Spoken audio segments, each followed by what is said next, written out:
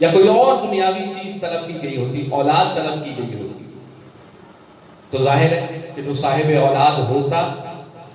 وہی اجر رسالت ادا کر سکتا، لیکن یہ بھی قید نہیں رکھی۔ جو چیز میں نے پہلے عرض کیا کہ جو برابر تقسیم کر دی گئی وہی عوض کے اندر مانگ لی گئی۔ برابر سے تقسیم صرف اور صرف کیا ہے؟ محبت ہے، صرف اور صرف محبت ہے جس کو برابر تقسیم کیا گیا ہے پوری بنی نوع انسان کے اندر، پوری بنی نوع انسان کے اندر۔ اور اس کے اندر نہ تو کسی قسم کے فرقے کی کوئی قید ہے، نہ مذہب کی کوئی، کلمہ گوؤں سے نہیں مانگا،